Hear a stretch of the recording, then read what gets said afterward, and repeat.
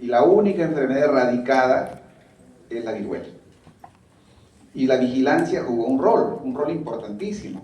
¿Por qué? Porque al hacer la vigilancia vamos a poder detectar los casos, vamos a poder intervenir oportunamente y vamos a poder cortar la cadena de transmisión. Asociado a ello, con las acciones porque se han planteado, que ha sido la vacunación, por ejemplo, ¿no? Ya la vez pasada comentábamos por qué se ha erradicado la viruela, ¿no? Decíamos porque hubo apoyo político, porque la vacuna era una vacuna súper eficiente y porque se destinaron acciones de vigilancia estrecha.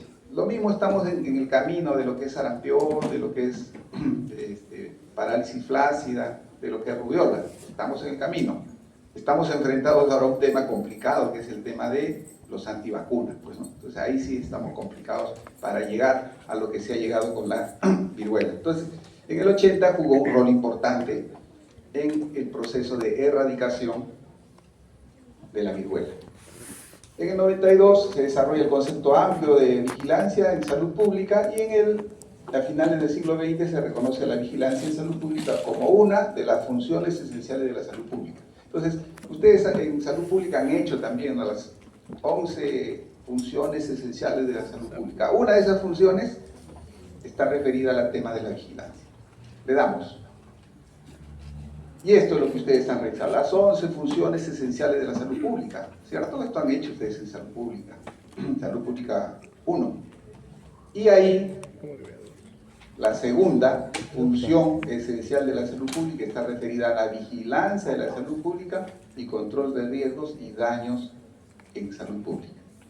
Entonces, tiene un sustento importante, tiene un sustento trascendental, el tema de la vigilancia epidemiológica, por la importancia, valga la redundancia, que tiene el hacer la vigilancia epidemiológica. Si no hay vigilancia epidemiológica, va a ser complicado pues que detectemos las enfermedades, ¿no? Y ahí ya también nuevamente reiterarles, la vigilancia epidemiológica no funciona solo por epidemiología, va a funcionar por la mayoría de ustedes, que detecten el caso, que reporten el caso y que epidemiología notifique, haga el seguimiento y interactúe con los demás componentes para poder realizar las acciones que correspondan. Entonces, no se olviden, segunda función esencial de la salud pública está referida a la vigilancia en salud pública y el control de riesgos y daños a la salud. La que sigue. ¿Qué es la vigilancia epidemiológica y la observación? Observación, pues eso, ¿no? Sistemática, continuada, ¿de qué? De la frecuencia, la distribución y los determinantes de los eventos de salud y su tendencia en la población. Eso nos decía la Organización Panamericana de la Salud. Y tiene dos componentes, como dice, ¿no? Medición sistemática. Eso es vigilancia, no es que vigilancia es hago esta semana, la próxima no la hago, las subsiguientes sí, y así. No, tiene que ser sistemática. ¿Y de qué? Obviamente, de problemas prioritarios, pues, ¿no? Y luego, la otra cosa importante en epidemiología, la comparación y la interpretación. Entonces yo digo, ¿cómo estaba antes? ¿Cómo estaba ahora? ¿Cómo se comportaba el año pasado? ¿Cómo se comporta este año? ¿Cómo se comportaba el mes pasado y cómo se está comportando? ¿Cuál es la tendencia que tiene la enfermedad? Esa es la importancia de hacer la comparación. Para que yo diga que está incrementando, se está disminuyendo, se está manteniendo en el mismo nivel, tengo que comparar. Y luego viene la interpretación. Y la interpretación viene en relación a la pregunta, ¿por qué se estará incrementando? ¿Por qué estará disminuyendo? ¿Por qué se estará manteniendo de igual manera la enfermedad? Y sobre todo, juega un rol importante el preguntarnos por qué se incrementa, ¿no? Porque eso es lo que nos preocupa en el tema de la vigilancia. Lo que queremos es que la enfermedad no se incremente, sino o se mantenga, o mejor todavía, disminuya los niveles que presentaba.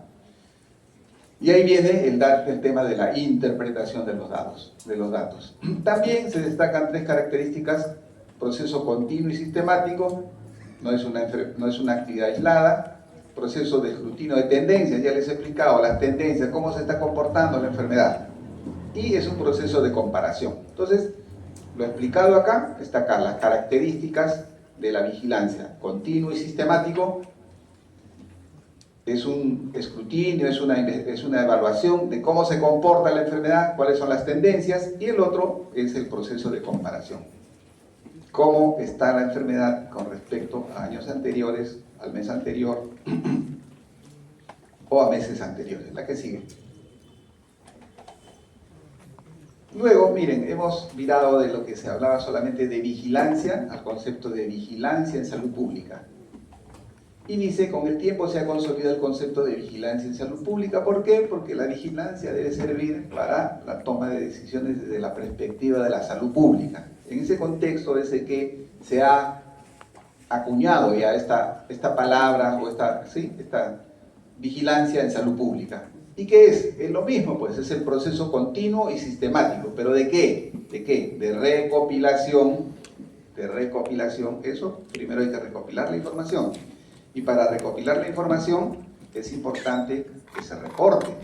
Nuevamente le digo, ¿quién reporta? El médico clínico que está en su consultorio. Él es el que reporta. Entonces, la recopilación, luego, ¿y a quién hace el análisis? El área de epidemiología. Recopilación, análisis, y luego del análisis, interpretación. ¿Qué traduce este comportamiento de la enfermedad? Y luego que hemos hecho la recopilación, el análisis y la interpretación, no es para que esta información de la vigilancia epidemiológica nos la guardemos en el escritorio, es para que la diseminemos. ¿A quién? No a la autoridad simplemente, a todos, incluso a la comunidad, para que sepan qué es lo que está ocurriendo con una determinada enfermedad.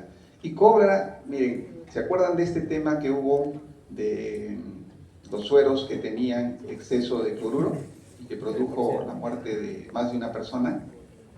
Si se hubiese reportado oportunamente, se corta la cadena, pues. ¿Por qué? Si se reporta, se hace la investigación y se dice, es el suero. ¿Qué lote? El lote 2786. Oye, el lote 2786 se tiene que suspender o inmovilizar en todo el país y se corta la cadena.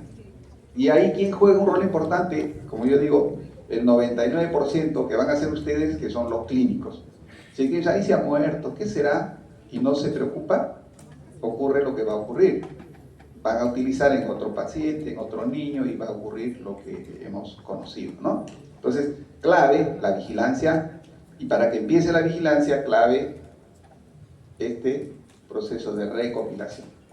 Y la recopilación inicia con el reporte. Una vez que ustedes reportan, epidemiología notifica, y van a ver que hay enfermedades que son de notificación obligatoria individual, enfermedad de notificación obligatoria consolidada, enfermedad de notificación mensual, enfermedad de notificación inmediata, enfermedad de notificación mensual.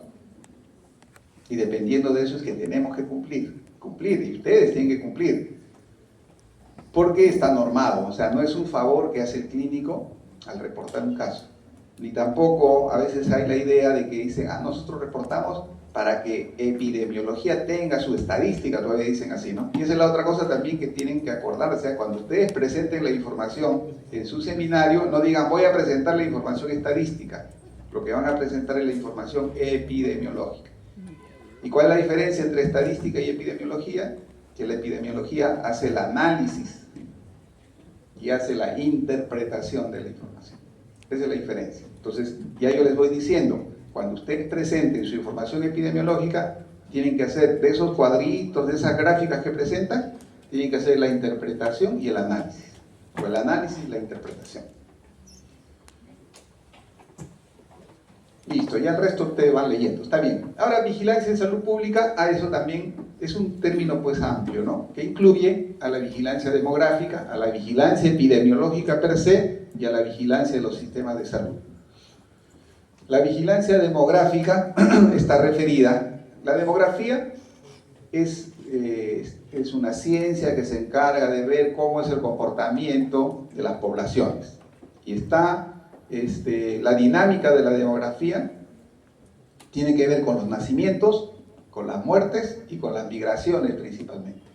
De acuerdo a eso se van a constituir las diferentes pirámides poblacionales que vamos a ver cuando revisemos transición epidemiológica y enfermedades no transmisibles. Ahí vamos a ver las pirámides y van a ver cómo las pirámides cambian dependiendo de cómo es la tasa de mortalidad, cómo es la tasa de natalidad, que son indicadores de mortalidad, y de natalidad, ¿no? Y de nacimientos. Entonces, los nacimientos, las muertes y las migraciones nos explican el comportamiento de la población.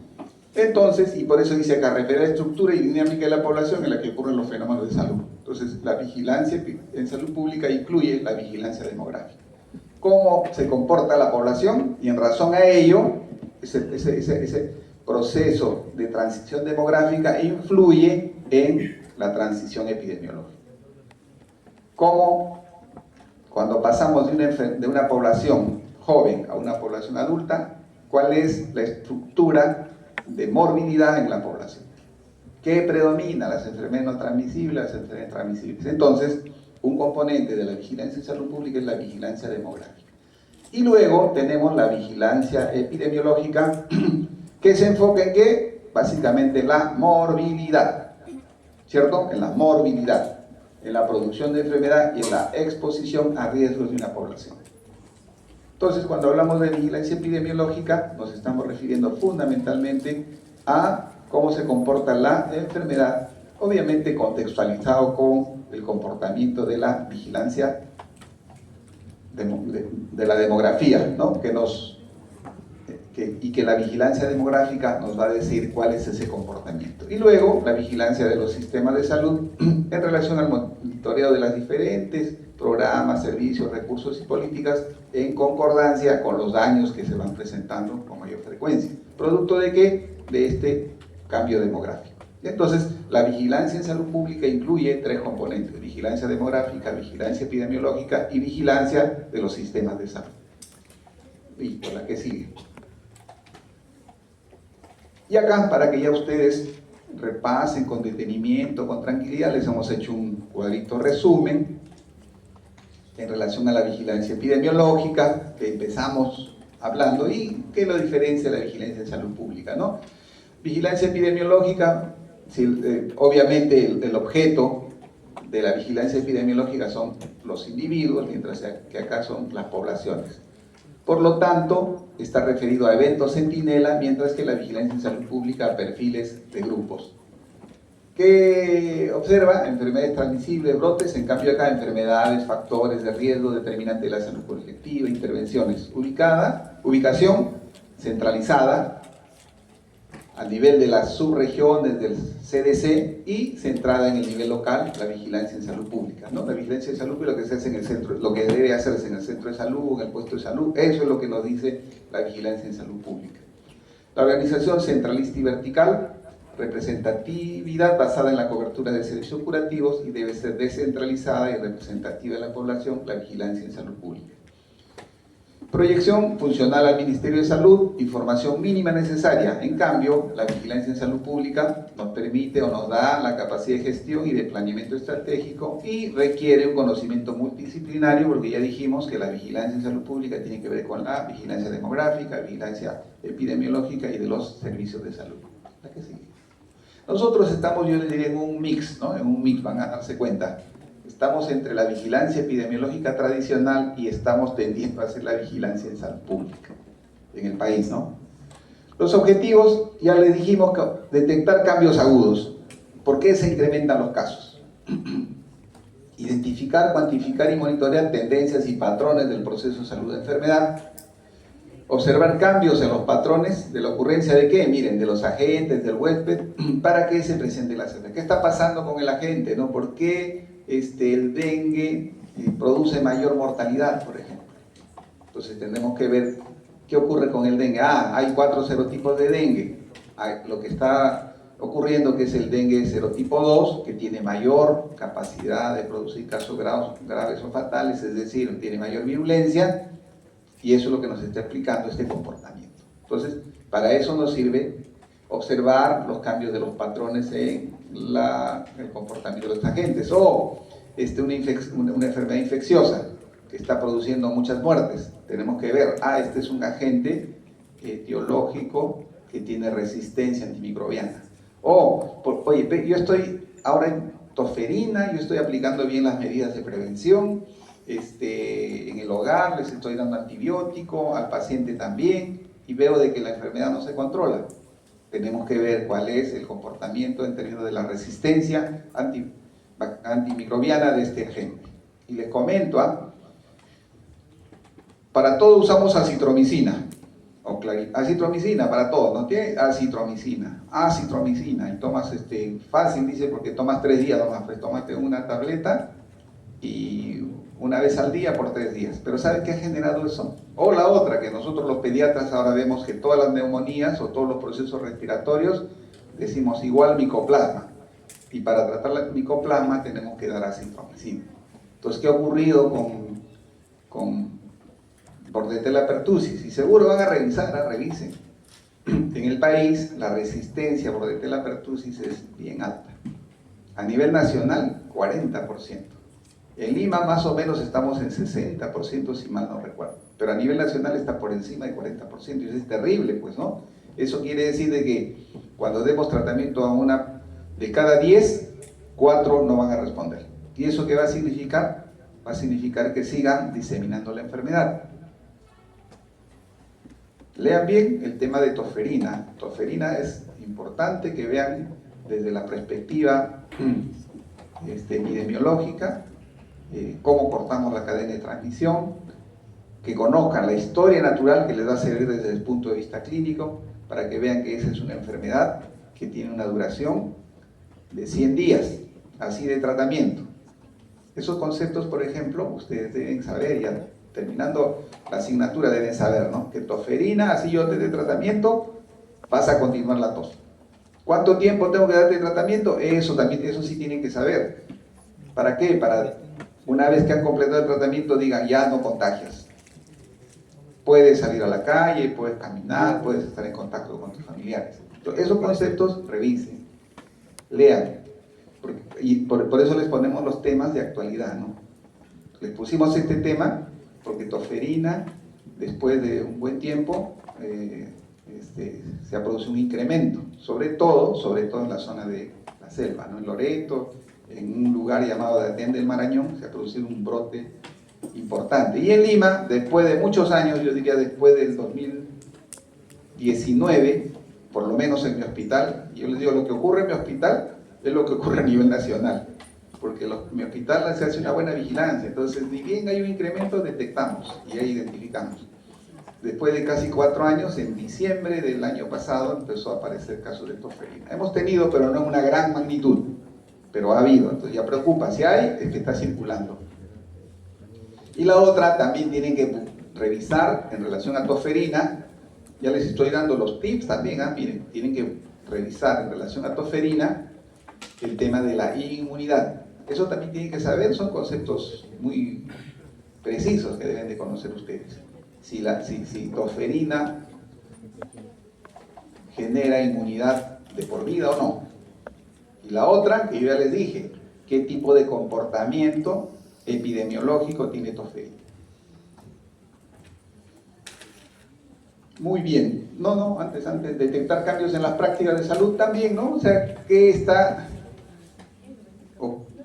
ocurriendo en términos de las prácticas de la salud para que incremente una determinada enfermedad? Nos hemos descuidado, o lo que ya les dije, pues, ¿no? Estamos viendo de que se receta mucho antibiótico, eso ha generado resistencia, y esa resistencia está explicando de que pese a que yo estoy diagnosticando y estoy dando tratamiento, la cadena de transmisión persiste y los casos se incrementan. Luego, planear los programas de salud, claro, eso nos permite la vigilancia epidemiológica. Si detecto, hemos tenido este brote de sarampión, ojalá no sea así. Yo digo, vamos a tener de repente un brote de dengue, ojalá que no sea así. Nos va a permitir planear, pues, ¿no? Planear. Ahora, con el tema de las predicciones, se pueden hacer, pues, escenarios para ver si va a haber o no va a haber un brote. Y en razón a ello, tomar acciones, ¿no? Y eso se hace no solo a nivel nacional, se puede hacer a nivel del hospital, ¿no? El año pasado, por ejemplo, o este año, en enero, febrero, marzo, ya se comenzó a planificar en mi hospital el tema de cómo se iba a comportar las infecciones respiratorias, porque el año anterior habíamos tenido unas complicaciones. ¿Y eso para qué sirvió? Producto de la vigilancia epidemiológica, sirvió para que se haga un plan de contingencia.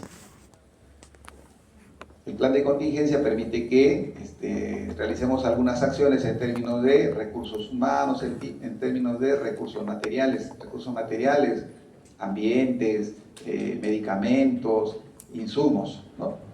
Y eso hace de que el sufrimiento sea menor, pues, de los pacientes, para no tenerlos en una carpa, o lo que vimos en el COVID, en su carro, con su oxígeno, y ahí siendo observado. Entonces, la vigilancia epidemiológica también nos sirve para planear los programas de salud. Y el otro objetivo de la vigilancia es evaluar las medidas de prevención y control, ¿no? Lo que yo les decía, miren, estamos en la zona de alarma, hay que aplicar las medidas de prevención. Y para ver qué efecto ha tenido, porque si yo veo que ha aplicado las medidas de prevención, o ya estoy frente a una epidemia, aplico las medidas de prevención y no surte efecto, quiere decir que lo que yo he aplicado no tiene razón. Entonces también nos sirve para evaluar las medidas de prevención y las medidas de control que apliquemos. Control, ya les decía, cuando ocurrió pues la epidemia, ¿no? Las medidas de control son cuando ocurre ya el hecho. Y las medidas de prevención, si yo estaría en la zona de alarma, entonces vamos a aplicar medidas de prevención para evitar que lleguemos a la epidemia. Cuando estamos en epidemia ya aplicamos medidas de control. La que sigue. Los diferentes objetivos, datos en los diferentes sistemas. Entonces el objetivo, detectar epidemias, la acción, respuesta a epidemias. ¿Qué datos requerimos? Información de alerta temprana. ¿Qué sistema nos permite responder, detectar epidemias? Un sistema de vigilancia activa. Entonces, por ejemplo, cuando nosotros hacemos vacunación, campaña de vacunación, o cuando ingresan vacunas nuevas, ejemplo, vacuna contra COVID, ejemplo, vacuna contra dengue, hacemos vigilancia activa de lo que llamamos nosotros los eventos supuestamente atribuidos a la vacunación e inmunización. ¿Con la finalidad de qué? De dar una respuesta inmediata, una alerta, ¿no? Dice, yo, por ejemplo, se está vacunando y veo de que los vacunados desarrollan cuadros neurológicos. Entonces tengo que decir, luego de que hago el análisis del evento supuestamente atribuido a la vacunación, digo, sí, probablemente hay una asociación entre vacunarse y presentar cuadro neurológico. Entonces envío una alerta temprana. También para el monitoreo de programas de intervención, seguimiento de programas, indicadores de información sanitaria. Esto, por ejemplo, monitoreo de programas de intervención para ver cómo van nuestras coberturas de vacunación y cómo está el comportamiento de las enfermedades, ¿no? Entonces digo, miren, está incrementada, vamos a correlacionar este incremento de casos, si es una enfermedad inmunoprevenible, con la cobertura de vacunación. Entonces digo, claro, ¿cómo no va a incrementar si estamos con una tasa, con una cobertura de vacunación de 60%? Monitorear el impacto de los cambios de políticas. Ahí implementamos esto que hemos dicho, la política de que debemos de vacunar a los niños, adolescentes, contra dengue. Entonces, esa decisión, ¿qué impacto tiene? Ustedes saben que a partir del próximo año vamos a utilizar la vacuna contra toferina. Ya no, ¿qué vacuna se usa? Perdón, contra toferina, la vacuna contra neumococo. ¿Qué vacuna se usa contra neumococo? ¿Cuál? ¿Perdón? No, di nomás sin miedo. La de 13, muy bien, esa es la que se usa ahora, ¿no? 13 valente. Se empezó con la 10, con la 7, con la 10, con la 13. A partir del próximo año va a ingresar al país la 20 valente. La 20 valente. Y eso va a hacer que monitoreemos, pues, estas políticas sanitarias. Vamos a aplicar a la 20. Entonces vamos a vigilar cómo se comportan las enfermedades producidas por neumococo. Y para eso existe la vigilancia centinela de neumococo y de rotavirus. Y ahí vamos viendo cómo se comportan primero los casos y segundo, los casos que se presentan, si tienen relación o no con la vacuna. ¿Son serotipos que están incluidos en la vacuna o no? ¿Por qué? Porque, por ejemplo, yo detecto de que han habido niños con neumonía por neumococo y detecto de que la mayoría de estos serotipos están en la vacuna. ¿Nos serviría esa información o no? Claro que sí. ¿Para qué? Para plantear hipótesis, pues, ¿no? Una de las hipótesis sería, ¿se está vacunando de manera adecuada? Entonces tendré que revisar si mi cadena de frío está adecuada. Segundo, si cuando se produce ya la vacunación, esta cadena de frío se mantiene de manera permanente y de manera adecuada, lo cual impide de que el biológico se altere.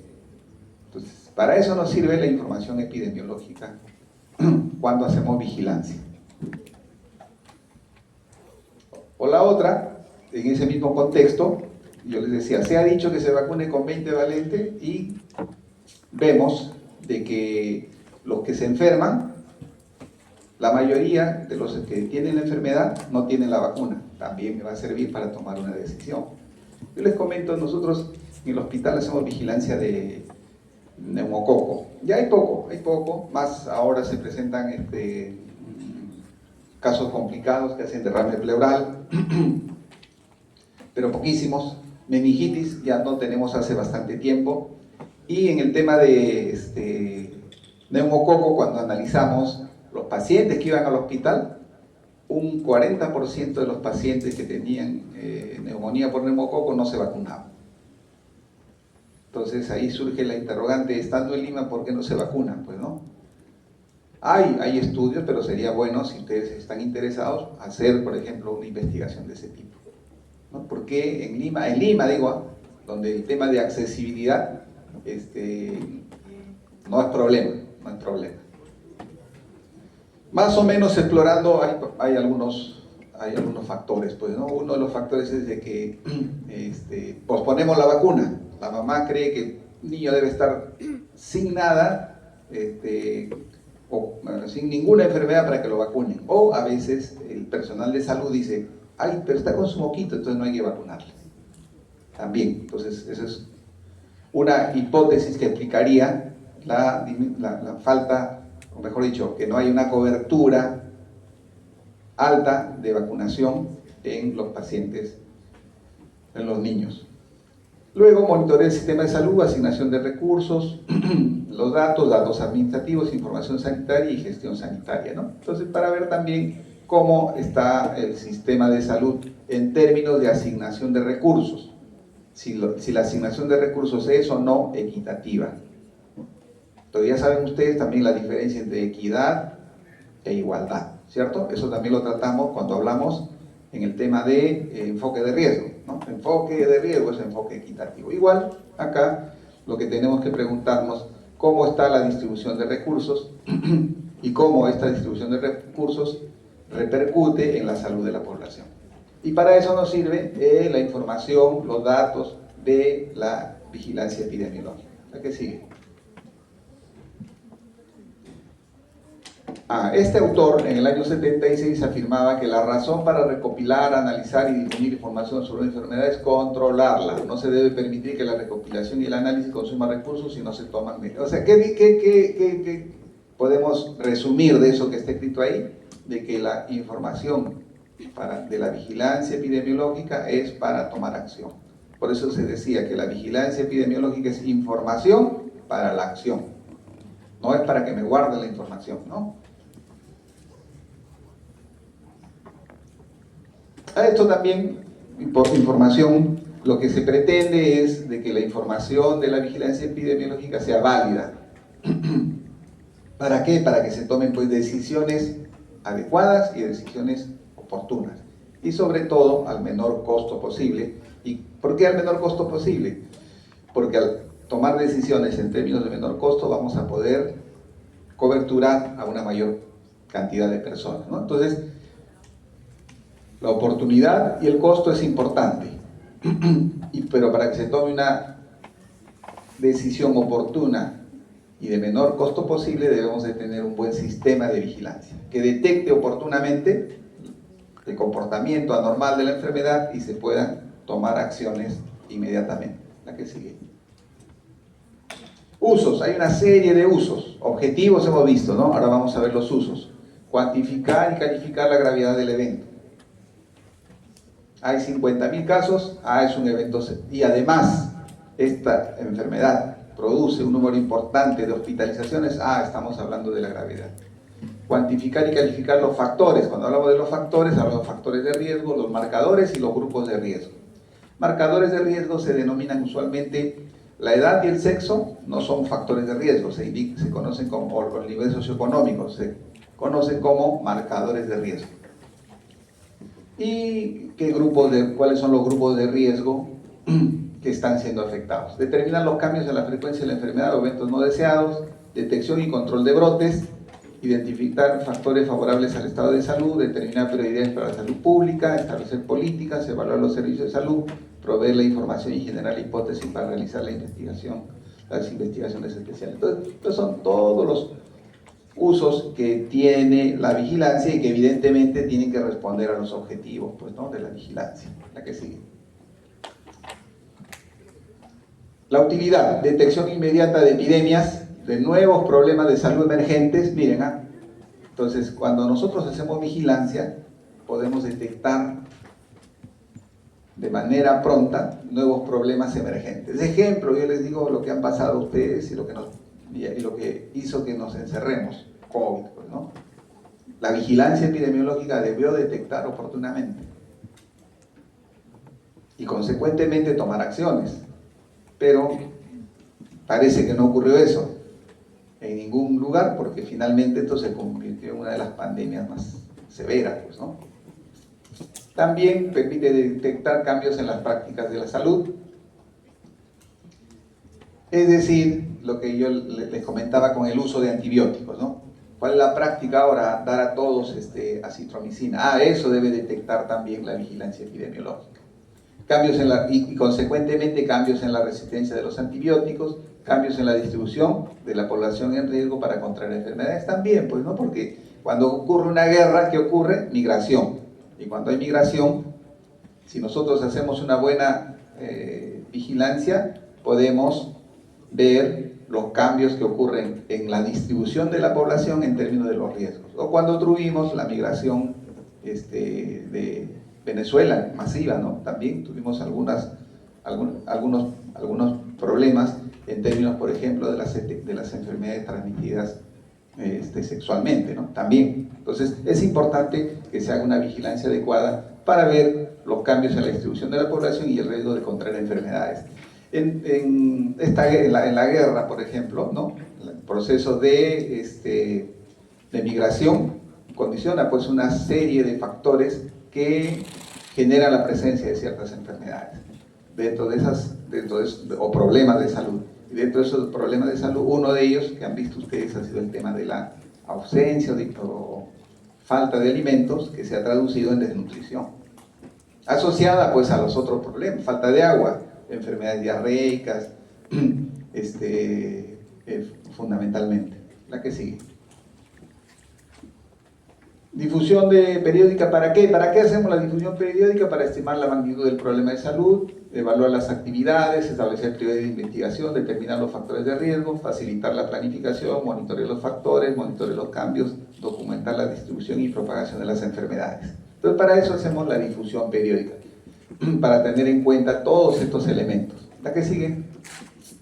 Información almacenada para describir. Miren para qué nos sirve tener la información de la vigilancia epidemiológica: para describir la historia natural de las enfermedades. Fue a través de la descripción epidemiológica que se fue identificando cómo era la historia natural de COVID, por ejemplo. A través de la vigilancia epidemiológica se logró determinar el periodo de incubación de la enfermedad. Se logró identificar el agente, pues, ¿no?, el huésped que era afectado y el medio ambiente. Y luego se conoció en el periodo patogénico el periodo de incubación y luego las manifestaciones clínicas precoces. Luego el proceso de las complicaciones y consecuentemente el tema de la resolución. Entonces sabíamos cuál es la letalidad que tiene COVID, cuál es en qué proporción se recuperan totalmente, o en qué proporción hacen enfermedad grave. Entonces, la información de la vigilancia epidemiológica nos sirve para describir la historia natural de la enfermedad. Facilita la investigación epidemiológica y de laboratorio. ¿Por qué? Porque a partir de la información epidemiológica, de la vigilancia epidemiológica, nos vamos a plantear lo que yo les decía, las hipótesis. Al plantear las hipótesis, si no hay respuesta, vamos a tener que hacer investigación.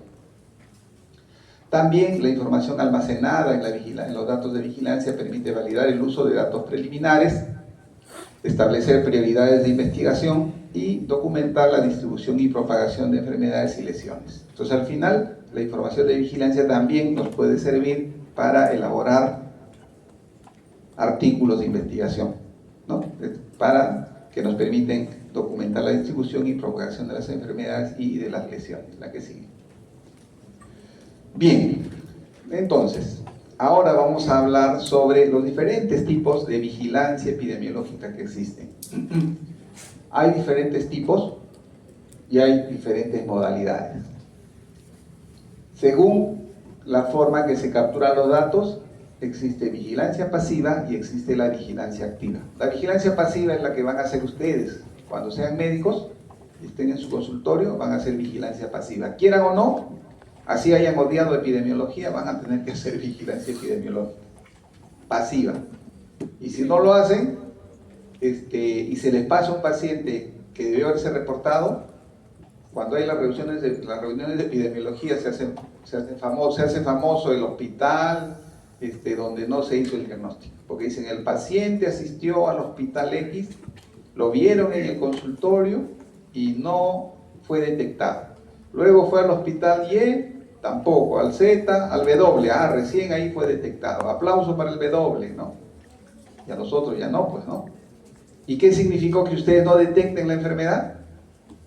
Que aumente que haya mayor probabilidad de que se disemine, que contagie a otros. Entonces, miren, esa es la trascendencia. ¿Y cómo van a contribuir con la epidemiología? Haciendo vigilancia pasiva. Llega un paciente y diga, me parece que es sarampión. Señorita enfermera, tráigame la ficha de vigilancia epidemiológica de sarampión. Tienen que traerles. ¿Cuál es el trabajo que tienen que llenar? Sí, hay que llenar una ficha.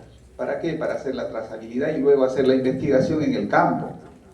O sea, la ficha que ustedes llenen, y ahí viene lo que vamos a revisar en el seminario, pues, ¿no? Se les ha puesto una ficha. ¿Para qué? Para que vean que esa ficha, llenada adecuadamente, tiene una trascendencia importantísima. ¿Por qué? Porque va a permitir que a partir de esa ficha empecemos la vigilancia de los demás casos y aplicar las medidas de control. Esa es la trascendencia. Si ustedes trabajan en un hospital nacional, la ficha, si el paciente viene de Caballococha, esa ficha que ustedes llenaron va a llegar hasta Caballococha. Entonces tiene que ser bien llenada. ¿Para qué? Para que facilite la investigación epidemiológica.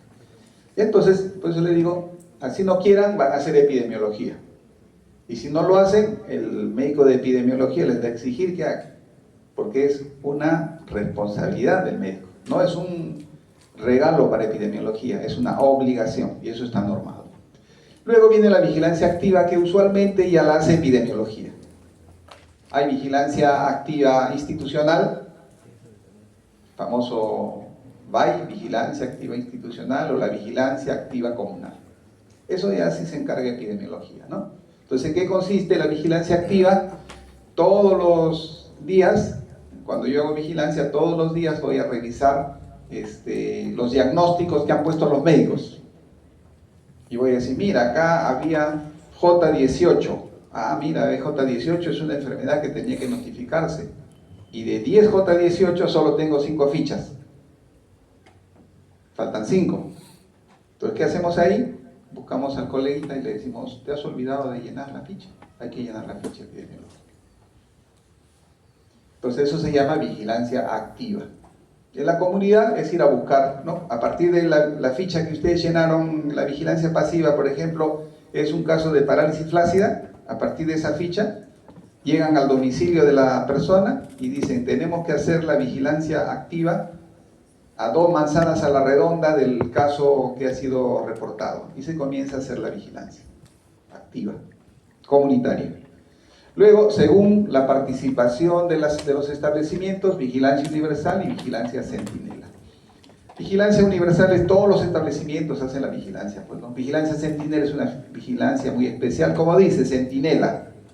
Es un hospital que está vigilando un problema de salud específico, donde hay la mayor probabilidad de que lleguen estos casos.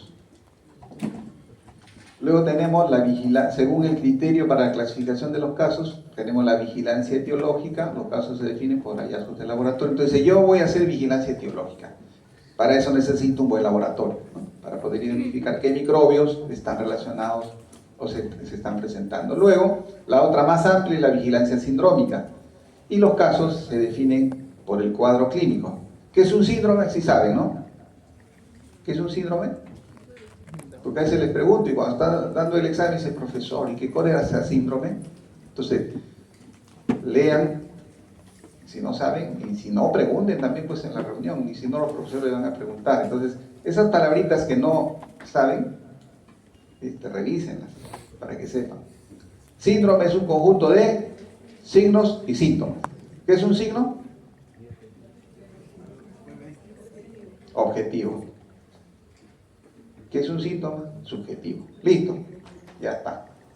Entonces, se hace vigilancia, por ejemplo, del síndrome febril. Entonces, todo el que tiene fiebre o síndrome ictérico, todo aquel que tiene ictericia, lo reporto. Síndrome ictérico.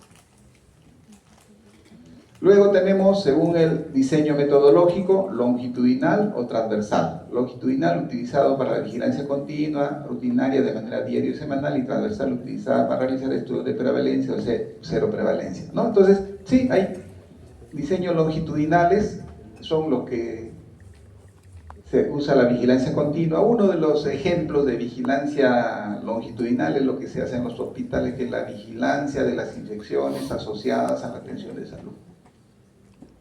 Ahí la enfermera todos los días tiene que ir al servicio y chequear los pacientes que están intubados, catéter urinario, catéter venoso, y chequeando día a día. No solamente si viene, sino luego ir evaluando si presenta signos o síntomas que puedan traducir una infección asociada a la atención de salud. Ese es un ejemplo de longitudinal y transversal sobre lo mismo. Usualmente en diciembre nosotros hacemos un estudio de prevalencia de las infecciones asociadas a la atención de salud. Entonces, en un día determinado vamos y visitamos los servicios y comenzamos a revisar las historias para ver cuántos casos en ese momento tienen infección asociada a la atención de salud. Entonces tomamos una foto y ahí calculamos qué medida íbamos a calcular. Prevalencia, ¿no? También hay estudios de cero prevalencia, es lo que se hizo en COVID, ¿no? En COVID se hizo un estudio de cero prevalencia para determinar cuántos ya estaban, cuántos ya habían tenido la enfermedad o cuántas personas tenían la enfermedad en un determinado lugar, es decir, para determinar la carga de la enfermedad. ¿La que sigue? Entonces, ahí están las diferentes modalidades. Seguimos. Acá, la que sigue. Dale uno. Ya. Acá la diferencia, ¿no?, entre vigilancia pasiva y activa, para reiterar. Y aquí miren, la vigilancia pasiva se realiza de manera universal. En todos los establecimientos de salud se realiza vigilancia pasiva. Y la vigilancia activa en estas circunstancias, fundamentalmente, lo que yo les decía, pues, ¿no?, cuando yo empiezo un proceso de introducción de una vacuna, tengo que hacer vigilancia activa. Cuando hago la campaña de vacunación por las Américas, la semana de vacunación por las Américas, donde voy a vacunar masivamente, hago vigilancia activa. Y cuando estoy en una fase de erradicación y eliminación. ¿Qué enfermedad es esta? Pues poliomielitis, sarampión fundamentalmente. Entonces ahí, por ejemplo, nosotros tenemos que hacer toda la semana nuestra vigilancia activa.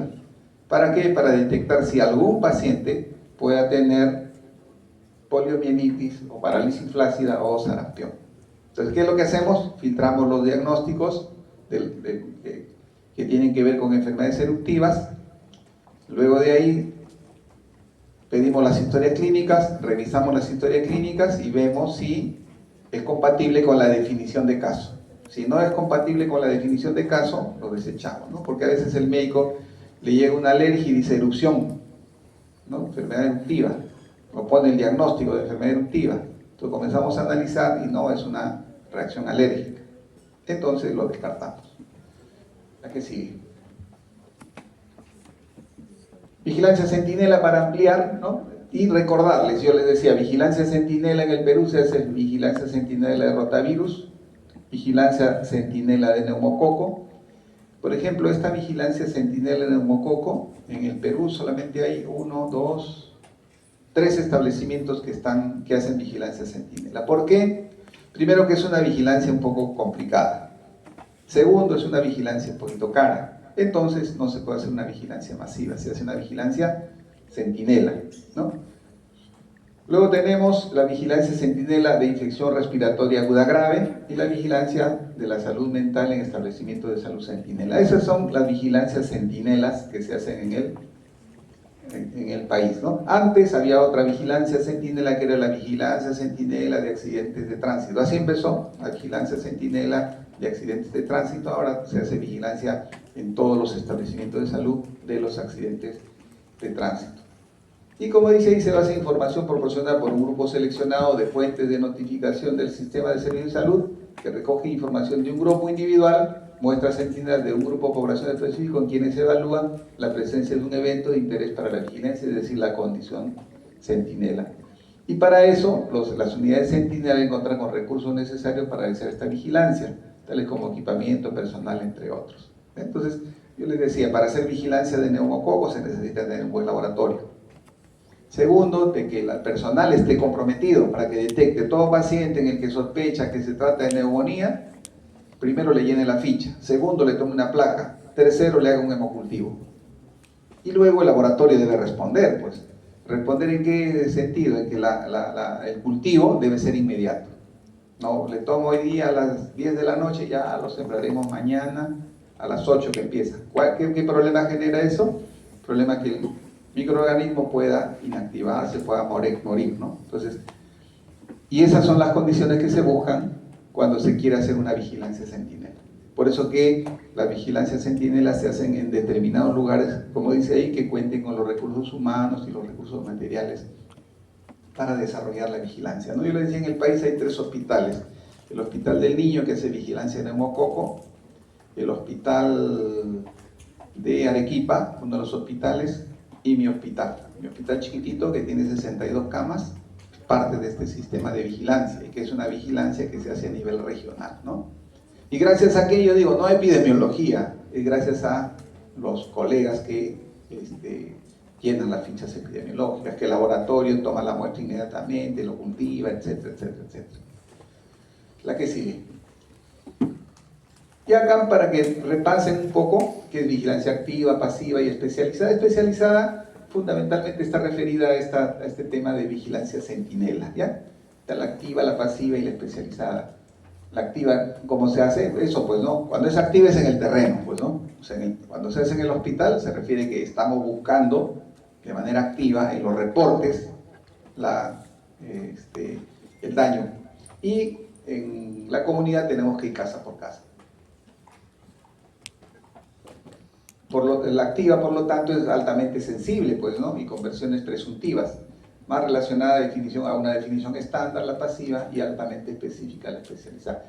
¿A qué se refiere? La pasiva dice, vamos a, para hacer el reporte del caso, tiene que ser paciente que tenga, si hablamos de sarampión, paciente con erupción febril, máculo-papular no vesicular, o si el personal de salud sospecha, debe reportar.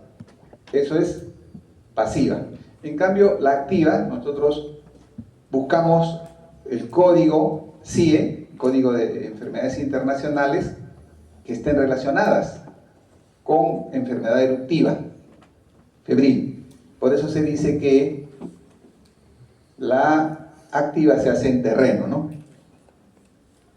o mejor dicho, no, es altamente sensible, porque lo que no solamente nos enfocamos en la definición de caso, sino lo que buscamos son todos los diagnósticos de las enfermedades eruptivas febriles. Y a partir de ello es que recién comenzamos a discriminar. Luego, velocidad de generación es rápida, la activa.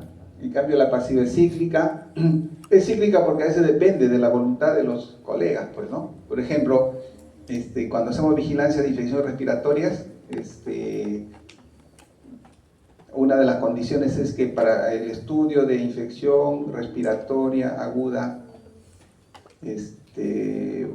tipo influenza, se tiene que hacer la captación de 6 casos semanales a lo largo de todo el año. Eso no ocurre. ¿Qué ocurre? Que cuando es verano no captan nada, ni uno. Y cuando es invierno, están enviando 10, 15, 20 fichas. Ese es el problema de la pasiva, que es cíclica, pues, ¿no? Hoy hay casos, todos se sensibilizan y comienzan a llenar las fichas. Activa, el problema es que es caro, mientras que la pasiva es moderada, pues, ¿no? Punto crítico, necesidad de un fuerte componente de supervisión en el campo, claro, para que no se engañe que se ha hecho, y requiere del análisis de procesos de generación de datos. Acá es complicado porque aquí hay que sensibilizar al personal de salud para que llene la ficha. Bien, ya esto lo terminan de revisar con calma, de todas maneras, la que sigue. Otros tipos de vigilancia, bueno, eso ya hablamos, ¿no? La vigilancia universal, la vigilancia pasiva es universal, hemos dicho, ¿cierto? Esto de acá, vigilancia laboratorio, es lo que se comenzó a hacer y se hace ahora, ¿no? ¿Se acuerdan con lo de COVID? Empezó este tema bien, ya de manera muy marcada, pues, ¿no? Antes se hacía, pero de manera esporádica. Cuando vino COVID, hicimos vigilancia laboratorial. Por eso sabíamos, ahora está el alfa, ahora está el beta, ahora está, y nos asustábamos todos, ¿no? ¿Se acuerdan? Cuando nos reportaban, ahora está circulando omega, ahora está el alfa, esta es más patogénica, más virulenta. ¿Recuerdan o no? O ustedes estaban tranquilos en su casa, no se enteraban de nada. Pero así fue complicado. Esa es la vigilancia laboratorio. Y la vigilancia laboratorio ha permitido que les mencione lo que les he comentado, de que hay resistencia importante por la pertussis para acitromicina, vigilancia laboratorio. Luego hay la vigilancia de brotes, emergencias y otros eventos, supuestamente eventos de importancia a la salud pública. Estos son eventos de importancia para la salud pública, ¿no? También se hace, este es un tipo de vigilancia. Entonces, cuando hay un brote, o sospecho que hay un brote, inmediatamente reporto a través de la página web del ministerio esta situación. O yo digo, hay un evento de importancia para la salud pública, tengo que reportarlo. Eso es vigilancia, otros tipos de vigilancia. La que sigue. También hay, ya le mencionamos, vigilancia sindrómica, vigilancia ambiental también. Pues no, ahora se hace vigilancia ambiental, está de moda ver cómo se comportan las partículas ambientales con la presencia de enfermedades respiratorias, vigilancia ambiental. Y acá también incluye esta vigilancia ambiental, control de animales, control de vectores, porque las enfermedades que van apareciendo usualmente están siendo enfermedades zoonóticas, pues, ¿no? Por ejemplo, esta enfermedad COVID es una enfermedad zoonótica, a partir de un animal se nos transmitió. Y ahora estamos con otra influenza, H1N5, ¿no? Que se transmite entre animales. Y si luego llega un intermediario y que la puede hacer, a este virus puede ser capaz de infectar a un adulto, puede generarse la enfermedad en los humanos. Entonces, la vigilancia ambiental hace eso, controla, pues, ¿no? Entonces, por eso escuchan, ha habido un episodio en los pelícanos, ¿no? Se han encontrado muertos pelícanos en la costa, entonces hay que estudiar. Ah, sí, había un virus X. O han aparecido peces muertos en la orilla. Hay que estudiar cuál es la causa. ¿Por qué? Porque ese puede ser el eslabón para que luego nos transmitan a nosotros las enfermedades de estos animales. Entonces, también vigilancia ambiental. También vigilamos el tema de los vectores y ahí el tema de los famosos índices aédicos para ver cómo es que la población de Aedes ha incrementado o está en valores que puede producir un brote. También del agua, del aire, del suelo viviente, etc. Luego la vigilancia de rumores, esa es otra, ¿no? Vigilancia de rumores, ¿a qué se refiere? Sale una noticia y dice, en el poblado tal, el gobernador ha reportado que se están muriendo niños con una enfermedad rara. Eso inmediatamente la Oficina de Epidemiología toma conocimiento y tiene que investigar. ¿Para qué? Para confirmar si ese rumor es cierto o no es cierto. Y ahí pues la información transmitida por los medios de comunicación son la fuente, pues no medios de rumores, usualmente. La que sigue.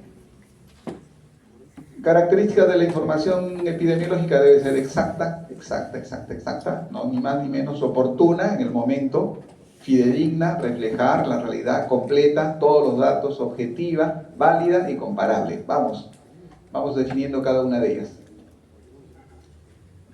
Exacta, refleja el evento, ¿no? Refleja el evento. No, es un paciente con parálisis y no voy a ponerle datos que no corresponden. Tiene que reflejar el evento que estoy reportando. Oportuna, debe ir a la par con los acontecimientos. No puede ser, ya mira, casi todo lo vamos a reportar después.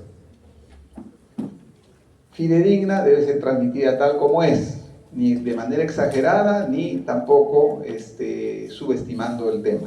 Completa todos los datos necesarios, miren, características de la información, y eso es lo que tienen que revisar en su ficha de vigilancia epidemiológica. Esto, que sea completa, debe tener todos los datos necesarios, porque si no tiene los datos necesarios, no vamos a poder hacer la investigación epidemiológica. La que sigue.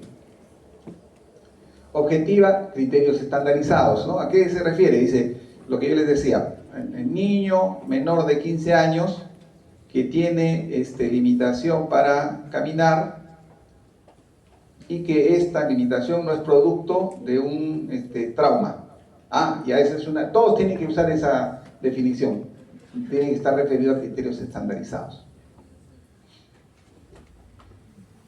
Otoferina, ¿no? Persona que tiene tos por más de 2 semanas y que se asocia a la presencia de estridor laringio. Esa es la definición. Todos tenemos que utilizar esa definición. Tienen que estar basados en criterios estandarizados. Válida, los criterios deben ser consistentes, es decir, debe medir lo que queremos medir, pues, ¿no? Y comparable, que sea confrontada con otros datos similares a diferentes niveles y circunstancias. Entonces, para que sea comparable, tiene que ser objetiva, pues, ¿no? Porque todos debemos reportar teniendo en cuenta la misma definición. Si todos reportamos teniendo en cuenta la misma definición, vamos a poder comparar la información en diferentes niveles y en diferentes circunstancias u ocasiones. La que sigue. Y estos ya son los atributos, los atributos. ¿Qué atributos debe tener un sistema de vigilancia? Debe ser simple, o sea, no debe ser una ficha que haya que llenar 10 hojas, pues, ¿no? No sirve. Flexible, aceptable, sensible, que tenga un valor predictivo adecuado, representativo y oportuno. La que sigue. Vamos a ahí, ya están las. Yo le que les decía, ¿no? La simplicidad no debe ser un sistema complejo, pues, que limite el cumplimiento del reporte. Eso es importante en un sistema de vigilancia, esta característica. Y para que sea la simplicidad lo da la definición, pues la definición de caso. Yo les decía, la definición de sarampión dice persona que tiene fiebre con erupción maculopapular no vesicular, o dice si el personal de salud sospecha que se tiene que se trata de sarampión, esa es la definición de caso. Entonces, si yo sospecho, dice, sí, me parece, no tengo que reportar. Entonces, a eso se refiere la simplicidad. Los sistemas complejos que requieren, dice, para que tú reportes tienes que tener un resultado de laboratorio. Nadie va a reportar, ¿no? Porque el resultado de laboratorio llegará después de que ya el paciente en ocasiones hasta sanó, dependiendo pues de la complejidad del examen de laboratorio. ¿Okay? La que sigue.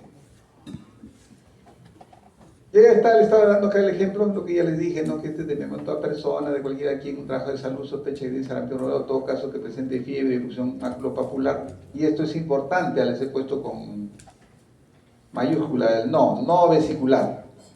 Entonces, si ustedes tienen un paciente y dicen, ah, miren, este paciente tiene fiebre, tiene erupción maculopapular y tiene ampollitas, no hay que reportar, ese caso no se reporta. Por lo menos como sarampión. No se reporta como sarampión. ¿Por qué? Y esto tiene que ver con lo que es el conocimiento de la enfermedad, es decir, la historia natural de la enfermedad. Porque la historia natural de la enfermedad nos dice que el sarampión no produce lesiones vesiculares, solo produce lesiones maculopapulares. Hay una fase catarral, yo creo que les mostré un ejemplo de historia natural del sarampión, fase catarral, eruptiva, descamativa, ¿no? Entonces, en la fase eruptiva hay lesiones maculopapulares, no vesiculares. Si es vesicular, no lo voy a reportar. La que sigue. Flexibilidad, ya esto que puede cambiar, pues, ¿no? Que puede fácilmente adaptarse a los cambios de las definiciones de caso. A eso se refiere la flexibilidad. Y como dice ahí, por lo general los sistemas simples serán más flexibles. Pues, ¿no? Si es complejo va a ser más difícil que cambiemos la definición de caso, por ejemplo. La que sigue.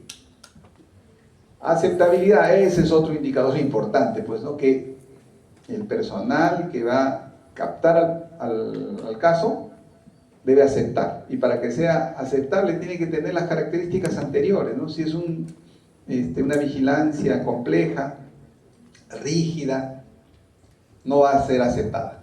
Yo le decía, a veces se quiere pretender que se haga la vigilancia y se llenen 4 carillas, nadie llena. Y yo les digo por experiencia, como yo les decía, yo soy pediatra, hago atención. Entonces cuando ves una ficha, desanima. Entonces, lo que es cuando se hace la vigilancia siempre se recomienda de que sean fichas simples. Por ejemplo, una ficha simple es esta ficha de vigilancia de enfermedad, ¿cómo se llama? Síndrome gripal, por ejemplo. Es una ficha que se llena fácilmente. Ahora, hay enfermedades que sí requieren alguna información adicional, pero que tiene compartimentos. Uno para el clínico, entonces el clínico llega a una parte, sí tiene 3 partes, tiene hoja y media, pero una parte llena el clínico, la otra parte llena la parte de epidemiología, que es la investigación epidemiológica, y otra parte llena el laboratorio. Entonces, pero si son 3 caras para que llene el clínico, es un sistema que definitivamente va a fracasar. Entonces, ¿por qué? Porque no va a haber aceptabilidad. Y ahí hay algunos indicadores, ¿no? Dice aceptabilidad, dice en el hospital hay 100 médicos y solo reportan 10. Ya no aceptan, pues no tasa de participación. Tasa de rechazo de preguntas. La gente ya no quiere responder porque es tan grande el cuestionario que ya la persona dice, pero yo he venido para que me atienda porque mi hijo tiene esto y usted me está preguntando si esto, sabe que ya no me pregunte, deme mi receta. Ocurre, ¿no? Tasa de informes sobre los médicos y laboratorio y oportunidad de los informes, ¿no? Esos son indicadores que nos van a traducir si hay o no aceptabilidad. O sea, si hay mucho rechazo, si es muy lento, si los informes que se dan los médicos o los reportes de laboratorio no son oportunos, nos van a traducir de que no hay aceptabilidad. La que sigue. Sensibilidad, la capacidad de detectar, pues, ¿no? El sistema, dice, capacidad del sistema de vigilancia de detectar casos o epidemias de una enfermedad o condición de salud, y se mide por la proporción de casos o epidemias detectadas. Entonces, de los que dije que eran, ¿cuántos son? Eso me dice la sensibilidad. ¿Y de qué depende? De que las personas busquen atención, porque si nadie va, no va a detectar, pues, ¿no? Capacidad diagnóstica de los profesionales, el ojo clínico, esto me parece, ya. Sensibilidad de las pruebas diagnósticas y que el caso sea notificado una vez hecho el diagnóstico. Entonces, de eso depende la sensibilidad, la identificación del caso como tal. La que sigue. El valor predictivo es la proporción de personas identificadas como casos que realmente tienen la condición bajo vigilancia, y el valor predictivo positivo aumenta con el incremento, ya esto también lo hemos leído, pues, ¿no? Con la prevalencia. Luego, la representatividad, el sistema describe la ocurrencia de un evento de salud en el tiempo y su distribución en la población según lugar y persona. O sea, para que sea representativa, los datos no deben ser localizados a una zona, pues debe representar a la población. Entonces, a veces la representatividad no se da porque está localizado en un solo lugar. Y la calidad de los datos es una parte importante de la representatividad. La que sigue. Oportunidad, miren, oportunidad está referida si la enfermedad tiene que notificarse inmediatamente, semanalmente o mensualmente. A eso se refiere. Si se cumple con esos criterios, quiere decir que hay oportunidad. Nosotros todos los lunes tenemos que hacer el reporte semanal de enfermedades consolidadas y tenemos un límite, ¿no? Dice, el día lunes hasta las 2 de la tarde se puede reportar. ¿Qué información? La información de las enfermedades que son de notificación consolidada de la semana que pasó, ¿no? De la semana anterior.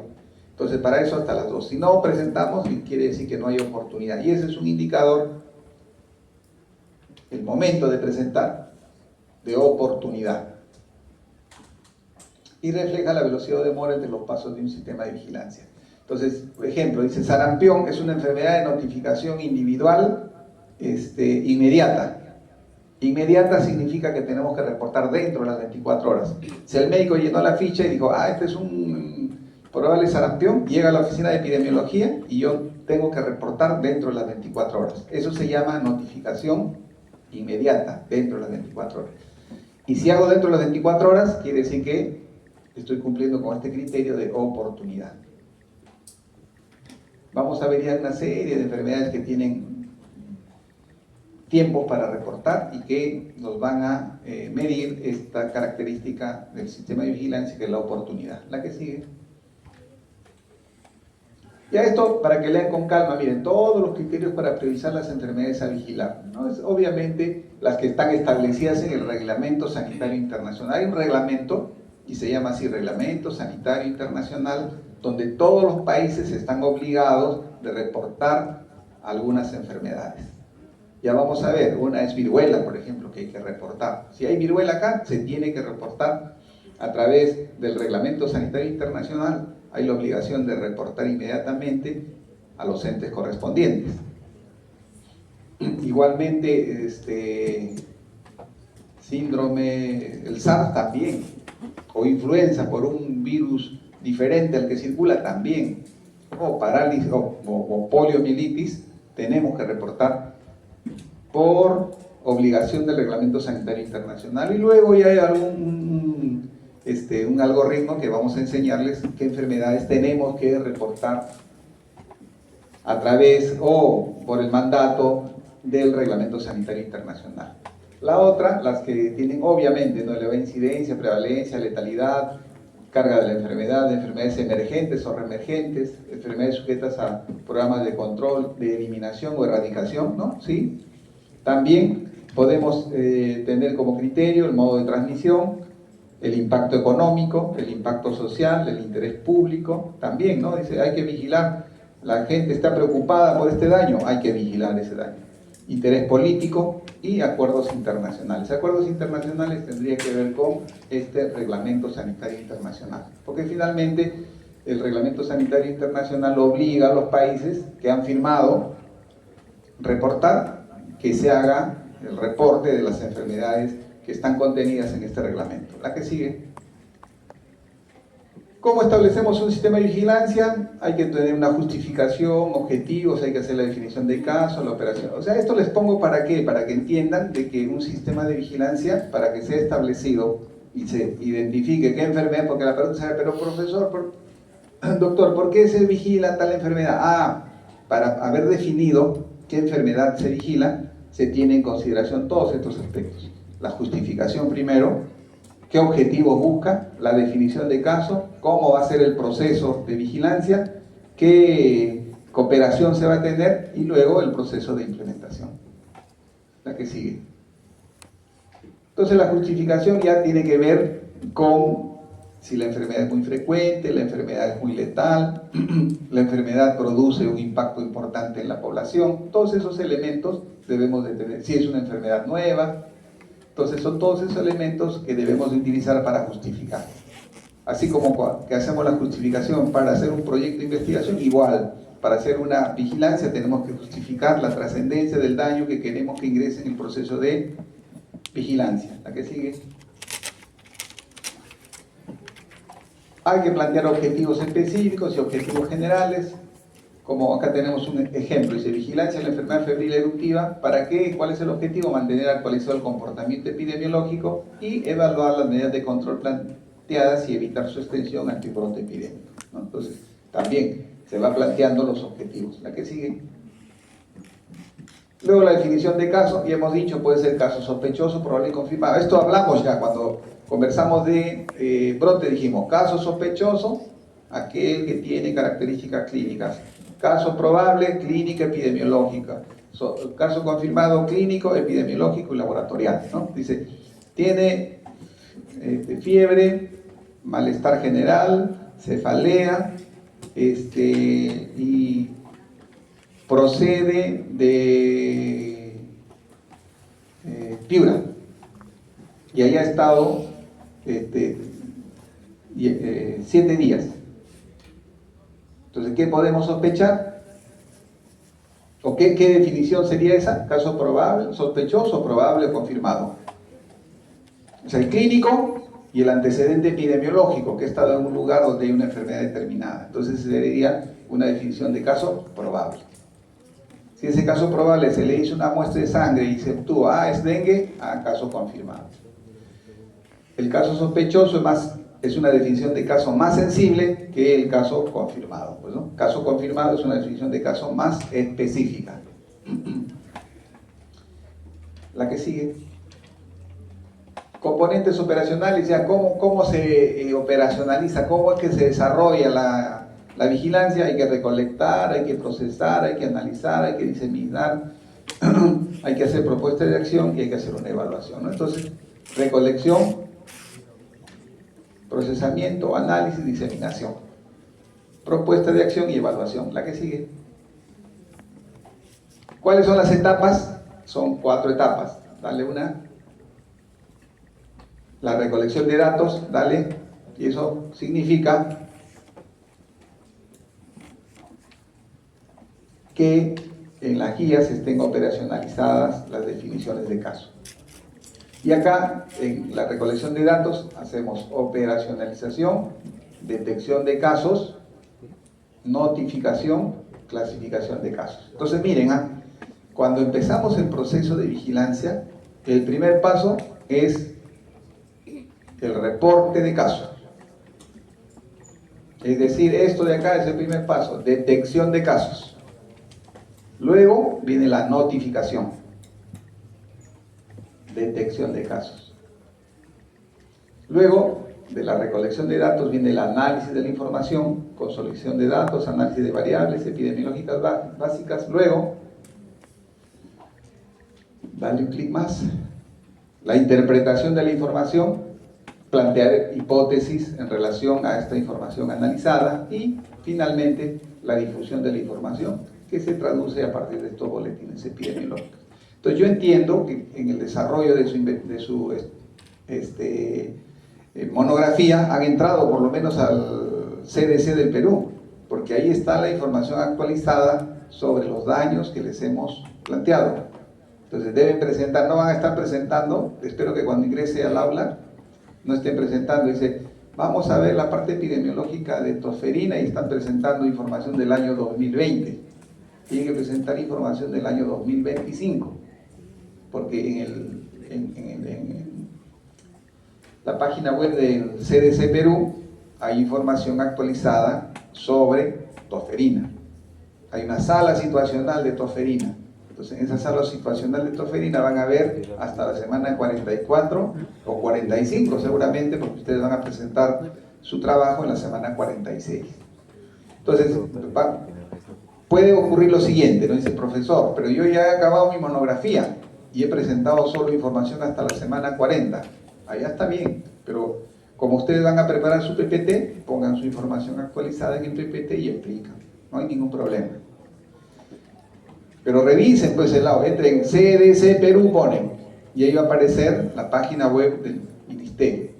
Y ahí van a encontrar, hay boletines, hay sala situacional. Cuando ponen sala situacional, les va a desplegar no solo de tosferina, ¿no? Les va a desplegar de otras enfermedades más. Entonces, esto es lo que tienen que hacer, análisis de esa información. No van a decir, ah, sí, subió en enero, bajó en febrero, desapareció en marzo y volvió a subir en enero. Entonces, la pregunta que va a venir y que le va a hacer el profesor, le va a decir, explique usted por qué cree que ha ocurrido esto. Y si ustedes han estudiado o han hecho la monografía, van a poder plantear hipótesis. Ah, profesor, esto es por esto, por esto, por esto, por esto. Podría ser. Listo, la que sigue. Cooperación, ya tiene que haber cooperación entre diferentes entes, pues, ¿no? Dentro, y ahí dice, la cooperación, clínico, laboratorio, director, personal de programas, entre otros. Y acá aparece directores, ¿por qué? Porque para hacer una vigilancia también se necesita que haya el apoyo político, porque si el director dice, no, epidemiología está de más, están ahí porque, en fin, ¿no? Porque no había dónde poner al médico, ahí sí estamos fritos. Pues se necesita un apoyo, pues, ¿no? Que el director sepa que la vigilancia es importante. Y ahí juega un rol importante quien dirige, pues, el área de epidemiología, para que haga tomar conciencia a los directores de que la vigilancia es importante, que si no, va a estar manejando el hospital a ciegas. Y ahí se le dice, si es que no hay interés, se le dice, cuando hay un problema no me llame, resuelve usted, ¿no? Porque siempre va a haber problemas. La que sigue. Esta es la famosa RENACE, la Red Nacional de Epidemiología, así se llama, RENACE, Red Nacional de Epidemiología, y está constituida, como ven acá, por los establecimientos notificantes, y que a nivel nacional hay 9.482 establecimientos de salud que forman la Red Nacional de Epidemiología. Perdón, hay 9.482 establecimientos de salud y 7.869 son unidades notificantes. Esto ha costado también, ¿no? Porque antes, por ejemplo, las instituciones privadas no querían reportar. Salud, ¿no? Decían el ministerio, ustedes tienen pues su red. Pero no, ahora felizmente se han involucrado ya las instituciones privadas y gracias a ellos, por ejemplo, se detectan los casos de sarampión. ¿Por qué? Porque como los que tienen sarampión son los que vienen de fuera, van y no se atienden en el sector salud, se van a una clínica. Entonces en la clínica, felizmente, también ya se ha tomado conciencia, se llenan las fichas y se reporta. Pues, ¿no? A veces es un poquito tarde, pero se hace. Y luego tenemos ya en las redes integrales de salud, hay los responsables de epidemiología, esta información va a la DIRIS, DIRESA, JERESA, dependiendo donde estemos, y luego a nivel nacional. Miren, lo importante que sepan es que la información es bidireccional, ¿eh? Primero, cuando estamos a este nivel, esa es la otra. A veces creemos que nuestra función es reportar. No, la función fundamental no solamente es reportar, sino hacer el análisis. El análisis acá. Entonces, cuando ustedes estén en su centro, no se contenten de reportar. Ah, sí, ya reporté. Hagan el análisis. ¿Por qué? Porque ustedes van a detectar de manera precoz algún problema o alguna desviación en el comportamiento de una enfermedad. Y luego van a tener, deben de tener también retroalimentación de las redes, debe ser así, ¿no? De las redes. Yo espero de que hayan visto en su centro de salud cómo funciona pues esto en las primeras clases, porque había una actividad donde en su guía que dice que tienen que ver cómo funciona el sistema de vigilancia a partir de esto, de estas unidades notificantes. Y si no lo han hecho, todavía tienen la oportunidad de preguntar a su profesor a propósito de lo que estamos haciendo y para que de manera directa vean, profesor, ¿qué hace usted si hay un caso de sarampión? Entonces el profesor dice, yo lo reporto, y si le dice que no, me avisan, porque un profesor de epidemiología no puede decir que no sabe, y tiene que mostrarle las fichas epidemiológicas y todas esas cosas. Entonces esta es la famosa Red Nacional de Epidemiología, que se inicia con las unidades notificantes, que son esto, pues, ¿no? Como dice acá, hospitales, microredes, puestos de salud y otros, dice, ¿no? Y otros. La que sigue. Y llegamos a cómo es que se notifican las enfermedades, que características tienen la notificación en el país. Primero decirles que son enfermedades de notificación obligatoria. Ya recuerden eso, hay una normatividad en la 046, que creo que la vamos a ver, que nos dice que es obligatorio que nosotros reportemos para que se haga la notificación. Y el tipo de notificación puede ser individual. Entonces, cuando ustedes llenen una ficha, por ejemplo, lo que les hemos puesto como ejercicio, eso es notificación individual. Entonces, cuando hay una ficha que llenar, eso es notificación individual, tu profesor. Si no hay ficha, eso seguramente es consolidada. Y luego, por el tipo de notificación, entonces, individual si hay ficha, si no hay ficha y se juntan los casos, eso es consolidada. Y luego, por la periodicidad, puede ser individual, inmediata, semanal, mensual, puede ser consolidada semanal, puede ser consolidada mensual. Entonces tiene combinaciones entre el tipo y la periodicidad. Entonces, por la periodicidad puede ser inmediata, ya les dije, inmediata es dentro de las 24 horas, no se olviden. Semanal, obviamente, dentro de la semana, y mensual dentro del mes. La que sigue. Esta es la normatividad que obliga, ¿no? Pues yo he subrayado. Esto yo les presento a los médicos de mi hospital y les digo lo que les digo a ustedes, ¿no? Les digo, no, ustedes no hacen un favor a epidemiología, es su obligación, porque esta norma, llamada la 046, dice, es de aplicación obligatoria en todos los establecimientos del sector público, y yo les subrayo del sector público y privado, no solamente nosotros, las clínicas también tienen que aplicar esta normatividad. Y esta normatividad nos da todas las pautas para hacer la vigilancia epidemiológica de los daños sujetos a vigilancia en el país. Esa es la otra cosa también, miren, cuando ustedes revisen vigilancia de torferina, no estén, a veces traen, dice, la vigilancia de torferina es así, y comienzan a relatar lo que se hace en México, o lo que se hace en Cuba. Los que han hecho, cambian. Tienen que hacer la vigilancia que se hace en el país, porque estamos acá y hay cómo se hace la vigilancia en el país. La que sigue. Entonces, ocurre, ¿no? Ya yo les comento porque ocurre. Y la vigilancia con datos individualizados implica, miren, ¿ven? Datos individualizados tienen que tener ficha, yo les decía, ¿por qué? Porque hay que ponerle edad, el sexo, fecha de inicio de la enfermedad, distrito de ocurrencia, síntomas. Entonces hay una ficha. En cambio, en datos agrupados o consolidados, solo registramos el establecimiento que notifica y los grupos etarios. Por ejemplo, en infección respiratoria aguda, reportamos los menores de 5 años, los de 5 a 59 y los mayores de 60, de manera consolidada. Entonces dice, San Juan del Lurigancho, menores de 5, 20. Puente Piedra, 10. De 5 a 59, San Juan del Lurigancho, 80. Puente Piedra, 60. Eso se llama consolidada. Y acá, en la consolidada, se incluyen los casos no hospitalizados y los casos hospitalizados. Y también, en consolidada, los casos fallecidos y los casos no fallecidos. ¿Cuántos se murieron por grupos etarios, teniendo en cuenta estos grupos? Enfermedad diarreica aguda también es una enfermedad de notificación obligatoria. Consolidada. ¿Ya? IRA, enfermedad diarreica son enfermedades de notificación consolidada y semanal, ya les voy diciendo, consolidada y semanal. ¿Qué sigue? Ya, esta es una lista grande, no se angustien, son 126 daños me parece. Entonces, ¿qué es lo que tienen que recordar? Sí, nunca tienen que olvidarse esto, pues. ¿Qué enfermedades son de notificación según el Reglamento Sanitario Internacional? Miren, este es del año 2005, me parece, si no recuerdo mal. Esta es la última. Ya ahí vamos a ver el Reglamento Sanitario. Les digo por qué, porque el Reglamento Sanitario anterior a no consideraba estas enfermedades, considera otras enfermedades. Entonces, el Reglamento Sanitario actual incluye, cuando ustedes en su centro detectan viruela, hay que reportarlo, y epidemiología tiene que, a través de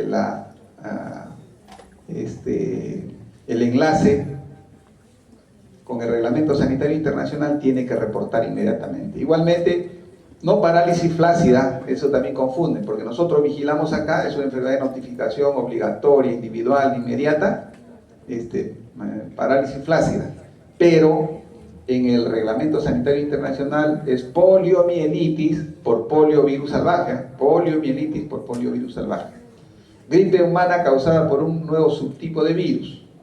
O sea, viene una influenza por un virus influenza diferente al que está circulando, tenemos que reportar. Y luego el síndrome respiratorio agudo severo también. Y miren, todas son de notificación individual y por el tiempo tiene que ser inmediata, por el periodo de notificación inmediata, por el tipo individual y por la periodicidad inmediata. La que sigue. Y luego tenemos todo esto, miren, yo les decía, en el país una enfermedad de notificación.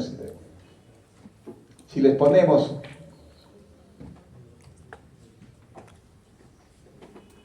parálisis flácida aguda A80.3, esa se notifica en el país, es de notificación individual e inmediata.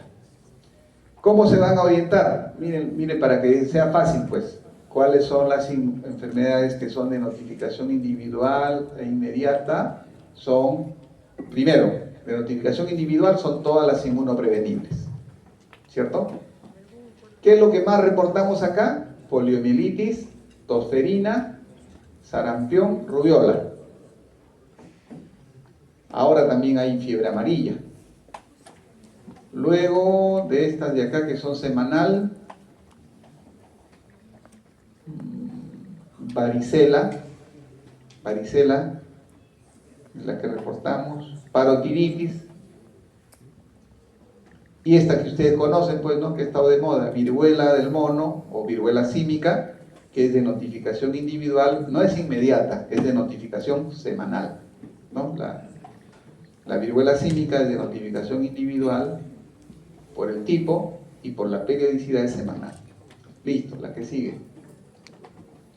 Luego tenemos la zoonosis, aquellas enfermedades que son transmitidas por los animales, pues, ¿no? Recuerden rabia, carbunco, peste, hasta meningitis por peste, son de notificación individual inmediata. En cambio, leptospirosis, ofidismo y loxocelismo son enfermedades de notificación individual semanal. Entonces llega un paciente a la emergencia que ha sido mordido por un loxoceles, esa hay que notificar de manera individual, pero no inmediata. Entonces ustedes reportan, llenan la ficha, llega a la oficina de epidemiología y te ya, esto lo reportaré de acá a 3 días, no hay problema, ¿no? Y esto tiene que ver con la capacidad de transmisibilidad que tiene la enfermedad, pues, ¿no? Con eso tiene que ver que sea inmediata o que sea semanal o que sea mensual. O sea, con la capacidad de que se produzca un brote. Esa es la connotación. La que sigue. Luego tenemos transmitida por vectores, todo lo que puedan ver. Miren, dengue, dependiendo. Si es un brote de dengue, es notificación inmediata. Si es dengue grave, notificación inmediata. En cambio, si es dengue sin signo de alarma o dengue con signo de alarma, es semanal, es individual semanal. No se olviden, dengue. Entonces ya creo que la guía de práctica, el documento creo que es de dengue, ¿no? Bueno, entonces por eso les digo, si ustedes practican, revisan y no le ponen al chat, van a estar súper tronco. Pero si no, el que va a dar bien su examen va a hacer el chat y ustedes no. Sí, porque va a aprender, pues todo lo que le dan va a aprender y hace un trome. Entonces, listo. Luego, inmediata, fiebre chikungunya grave. Inmediata les había dicho dengue grave. Después de ahí ya son semanal, pues, ¿no? Individual, semanal. Guillain-Barré, por ejemplo, ¿no? Dice síndrome de Guillain-Barré. Ese es individual, pero es de notificación semanal. No hay que desesperarnos, que hay que reportar inmediatamente. Entonces no se angustien, no les voy a poner, a ver, diga usted la enfermedad de Oropuche, las que estamos comentando y las que son frecuentes en el país. Sí le voy a preguntar, pues, ¿no? La que sigue. Pero no se angustien en las 126. Luego tenemos infecciones congénitas, también todas estas son semanales, la tuberculosis es semanal, sí es individual, pero es semanal. La que sigue, todas las tuberculosis habidas y por haber. Luego siguen semanal estas enfermedades por plaguicidas también, ¿no? Estas, por ejemplo, han ingresado, pues antes no se reportaba. Y esto va a ocurrir cuando van a tener que hacer reportes. Si ustedes trabajan en una zona donde hay actividad agrícola, ahí usualmente ocurren los accidentes por intoxicación por plaguicida, accidentales, ¿no? Entonces hay que reportar. Si es una intoxicada porque tomó, porque quiso suicidarse, también hay que hacerle la ficha. Luego, intoxicación por metales pesados, los que trabajen en zona minera, ¿no? Entonces, efecto tóxico de metales, está todo el plomo, mercurio, cromo, cadmio, cobre, zinc, etcétera, etcétera, etcétera. Todo lo que son metales pesados, individual, de notificación mensual. La que sigue. Luego tenemos, estas son diabetes, todo lo que es diabetes individual, semanal. Diabetes mellitus individual, semanal. Y acá tenemos ya una mixtura, pues, ¿no? Esto, meningitis meningocócica, acuérdense de eso, meningitis meningocócica, esa sí es de notificación individual e inmediata, por el riesgo que trae esta infección. Pues, ¿no? Esta infección meningitis meningocócica se transmite por vía respiratoria. Entonces, y el riesgo de que dependiendo también del serotipo, el riesgo se eleva. Lo que sí, si ustedes detectan y lo tratan con un antibiótico sensible, el microbio es sensible al antibiótico que ustedes usan, en 48 horas ya no se asusten, no va a pasar nada. Y esta enfermedad meningitis meningocócica se transmite por gotitas de flujo, entonces no se asusten. Cuando han visto pasar al paciente, no digan, yo lo he visto pasar al paciente, denme profilaxis. Muerte materna, todas las muertes maternas, directa, indirecta, etcétera, etcétera, etcétera, individual, inmediata.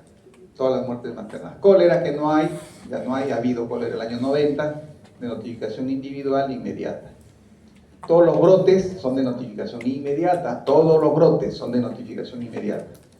Influenza que apareció, esta pues H1N1 de notificación individual, semanal. La que sigue. Y ya, ahí está COVID individual inmediata. Esto cambia, ¿no? Ya cuando COVID ya de repente va a cambiar, ya no va a ser inmediata, va a ser semanal, pues, ¿no? Es así. Como era influenza también, pues, ¿no? Influenza H1N1, primero fue inmediata, individual inmediata, y ahora es individual semanal. Y luego tenemos las que son mensuales, ¿no? VIH, por ejemplo, SIDA, todo lo que es VIH son de notificación individual mensual. Y la otra enfermedad de transmisión sexual, sífilis materna, también individual mensual. Accidentes de tránsito, individual mensual. Infecciones asociadas a la atención de la salud desconsolidada. Esa que hacemos la vigilancia diaria en el centro, en el hospital, consolidada. Enviamos el dato global, no enviamos por cada persona. Y lo hacemos mensualmente, dentro de los primeros 7 días del mes. Cáncer individual mensual, violencia familiar, miren, violencia individual mensual. Hay que llenar una ficha epidemiológica, pero se reporta mensualmente. Y las consolidadas, la que ya les dije, infección respiratoria aguda, neumonía, SOP, asma y enfermedad diarreica aguda. Esas son consolidadas de notificación semanal, hasta las 2 de la tarde del día lunes, para decir de que es oportuna. Listo, la que sigue. Y acá creo que viene, ya está la ficha de notificación, así es la consolidada. Acá no hay nombres, apellidos, hay grupos etarios, hay distrito y listo, y eso se envía, se llena en el sistema. Acá les muestro esta ficha, pero ahora en realidad ya no se hace ni ficha, antes teníamos que hacer esto, teníamos que enviar al nivel correspondiente, ahora no, todo esto se llena en un sistema y listo. Pero que incluye toda esta información, ¿no? Que son el distrito, los grupos etarios, de manera consolidada. Listo, la que sigue. Igual, ficha de notificación consolidada, seguimos. Dale, ya.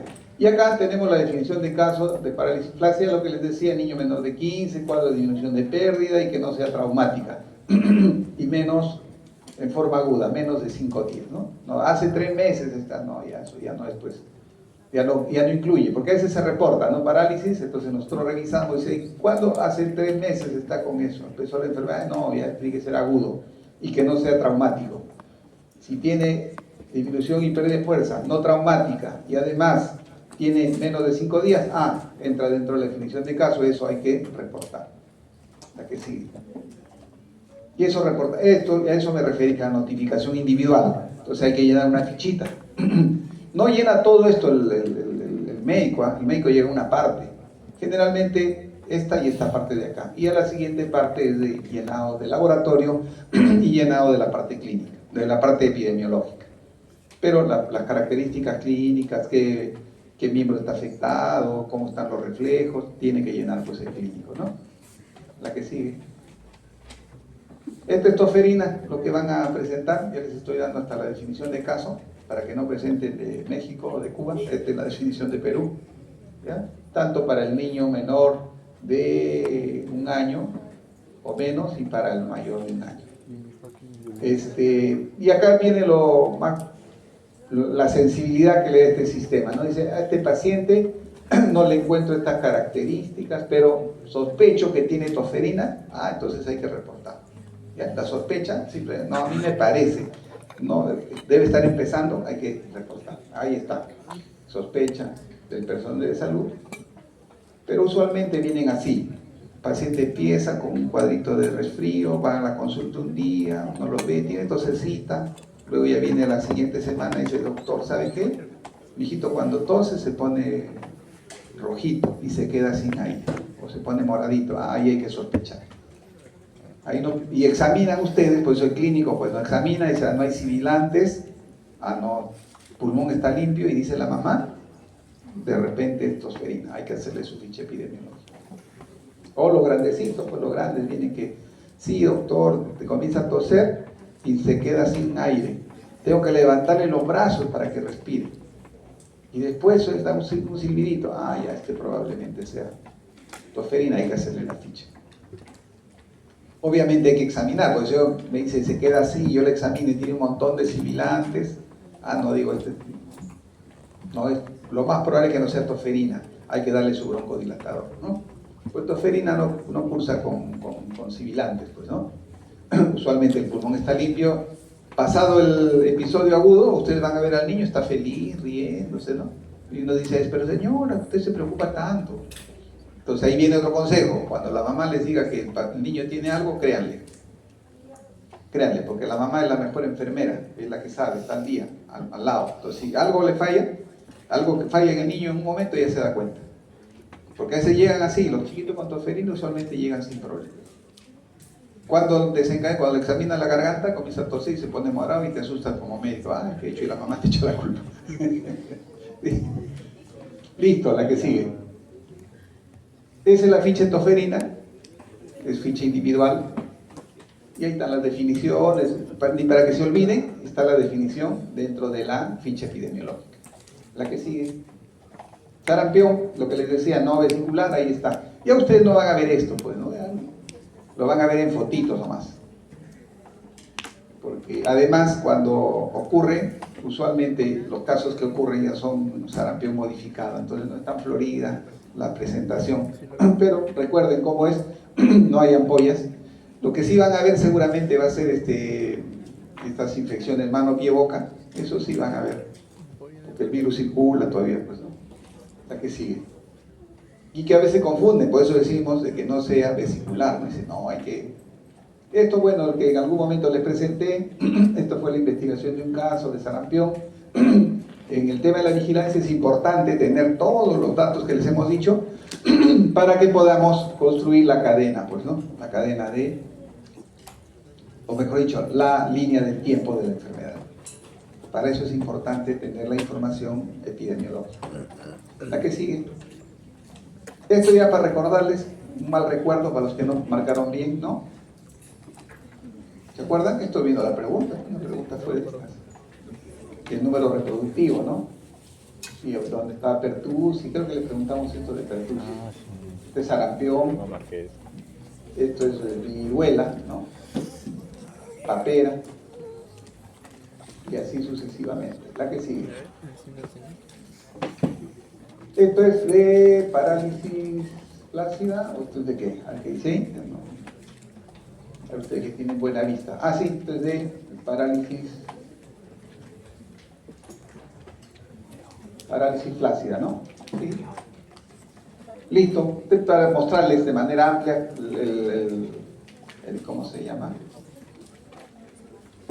¿Qué dice ahí? Ven, yo de verdad que no. ¿Sarampión o parálisis? Sarampión, ¿no? Para ver la secuencia de cómo ha sido. Entonces nos piden que pongamos a los puntitos, como el primer día, el segundo día, para ver si la secuencia es la que sigue. Y el otro tema es la red famosa de laboratorios que nos ayuda de manera importante, ¿no? En el país, gracias a que el COVID también se reforzó pues, nuestra red de laboratorios. Ahora, por ejemplo, en la parte respiratoria se hace PCR para 4 virus por lo menos. Influenza A, influenza B, sincicial respiratorio y BCR, para los 4. Antes se hacía con la justa, creo que para influenza. Ahora se ha ampliado. Entonces se puede hacer vigilancia y se puede detectar prontamente qué virus está circulando y explicarnos por qué se comporta de una u otra manera en los pacientes, dependiendo ya de los grupos etarios. Entonces la red de laboratorios, para eso hay un laboratorio de referencia nacional que es el famoso Instituto Nacional de Salud, es la red, o sea, mejor dicho, ese es el laboratorio de referencia nacional. Luego hay laboratorios de referencia regional y hay laboratorios de referencia local. La que sigue esto ha ido incrementándose poco a poco, como digo, gracias al COVID se logró implementar los laboratorios de referencia regional. Entonces ya no hay necesidad en algunos sitios que la muestra venga hasta Lima para hacer un diagnóstico. Entonces ya se queda en la región y ahí se puede identificar el microbio. Así está organizada. Ahí empezamos con los laboratorios locales 1 y 2, que son las UTM, que son las unidades tomadoras de muestra, ¿no? Porque también poner laboratorio en un puesto de salud es complicado. Entonces tampoco se puede dejar de tomar, pues, ¿no? Si yo pienso que se trata de una infección X y no tengo laboratorio, no debes de tener, porque eres un establecimiento de salud del primer nivel, eres un puesto de salud. Entonces, ¿cómo te vamos a poner equipamiento? Porque tener un laboratorio significa equipamiento. Entonces, para eso, en estos lugares, la red de laboratorios empieza con las unidades tomadoras de muestra. Son las que toman la muestra y luego van a ir escalando hasta que llegan, si es que no se puede resolver en estos niveles, hasta el Instituto Nacional de Salud, que es el laboratorio de referencia nacional. La que sigue. Acá, para reiterarle lo que les he dicho, no les he ido mencionando, ahora concluimos. Para que funcione un sistema de vigilancia, deben estar articulados los 3 componentes: el componente clínico, el componente epidemiológico y el componente laboratorial. El clínico, que es el que capta el caso, pues, ¿no? Que es el que reporta. El epidemiológico, que es el que notifica, sistematiza la información, hace la investigación epidemiológica. Y el componente laboratorial, que nos va a dar los resultados para decir si se confirma o se descarta el caso. Pero si no hay estos 3 componentes, no va a funcionar un sistema de vigilancia. Afortunadamente, después de tanto tiempo a nivel nacional, ahora se han juntado, pues, ¿no? Entonces, ahora visitan a los establecimientos de salud, CDC, el componente clínico del ministerio, que es intervenciones estratégicas, y un representante del Instituto Nacional de Salud o del Laboratorio de Referencia Regional. Entonces, ¿por qué? Porque a veces se trabajaba como estancos, pues, ¿no? El clínico que no quería llenar, entonces no había información. El de laboratorio que no quería dar la información a epidemiología para que sistematice. Ahora felizmente eso ha mejorado y en razón a ello también el sistema de vigilancia ha mejorado. ¿Qué sigue? Esto es el tema del Reglamento Sanitario Internacional. Sí, el año 2005, ¿no? Se planteó en la 58ª, no es ABA, ¿no? 58ª Asamblea Mundial de Salud en el año 2005 se planteó y entró en vigencia el año 2007. Y el país es uno de los firmantes, ¿no? Es uno de los países firmantes para cumplir este reglamento sanitario internacional. ¿Qué es? Es un instrumento que regula ¿qué? La vigilancia y notificación. Miren lo que dice, no dice nacional. El reglamento sanitario internacional regula la vigilancia y notificación de enfermedades a nivel internacional, ¿no? Entonces, la vigilancia y notificación internacional de enfermedades. Y los países que han firmado este acuerdo, que son 196 estados, tienen que cumplir. Y al cumplir, lo que vamos a contribuir es a que las enfermedades no se diseminen. La que sigue. Esto es lo que les decía, miren, y hasta estas son las enfermedades que siempre les he puesto ahí todavía, siempre se notifican, no se olviden. Y luego, dependiendo de las características que cumplan, vamos a reportar. Y acá les he puesto, acá dice impacto grave. Si tiene impacto grave, si es inusitado o imprevisto, si hay riesgo de propagación o internacional, o si hay riesgo de restricción de viajes y comercio, tenemos que responder a estas preguntas.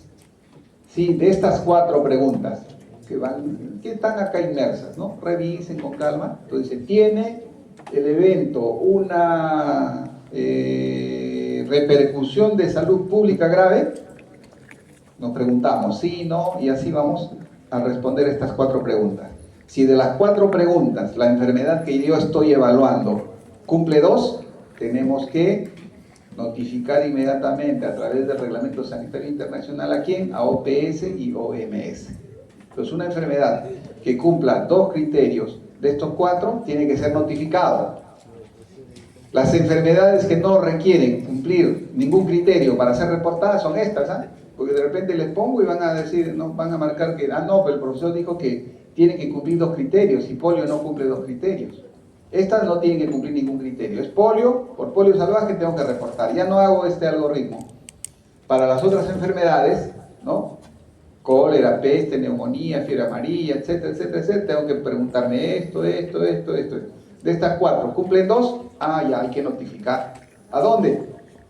A OPS, OMS, a través del Reglamento Sanitario Internacional, a través de la persona que es el enlace en este sistema o en esta notificación internacional. ¿Ya? Entonces, quede claro también eso. Que se les pregunta y dice, pero profesor, no cumplía. Esas 4 de ellas no tienen que cumplir, Las otras sí, si tienen 2 o más, dice, hay una enfermedad que produce impacto grave en la salud pública, no es inusitado, no tiene un riesgo de propagación internacional, tampoco de restricción de viajes o comercio. ¿Usted notificaría? No, pues no, tiene que cumplir 2 o más, ¿ya? Entonces tengan en cuenta eso. La que sigue. Ya eso le he puesto el 1, el 2, la siguiente pregunta 3 y la siguiente pregunta 4, que está correlacionado acá. ¿No? 1, 2, 3 y 4. 1, 2, 3 y 4. Listo, yo creo que con eso terminamos, jóvenes. Muy bien, muchas gracias. Les preguntaremos una preguntita fácil nomás, para irnos. A ver, mencione 2 enfermedades de notificación obligatoria e inmediata. Ya está. Ya les he dado, eso, ya no busquen en su... escriban. A ver, y con eso comprueban cuánto han retenido. Ya después, si se han equivocado, revisan. Pues, ¿no? El profesor va a preguntar esto seguro en el examen. Entonces revisa. También no se olviden, jóvenes, de considerar, supongo que están leyendo pues el material complementario, ¿no? El material complementario, tanto de seminario como de teoría. Ahí les hemos puesto información que complementa las dudas que puedan tener. Listo, joven. Bueno. Listo. Bien. Nuevamente les digo, si tienen dudas, escríbanme sin temor, yo les voy a contestar.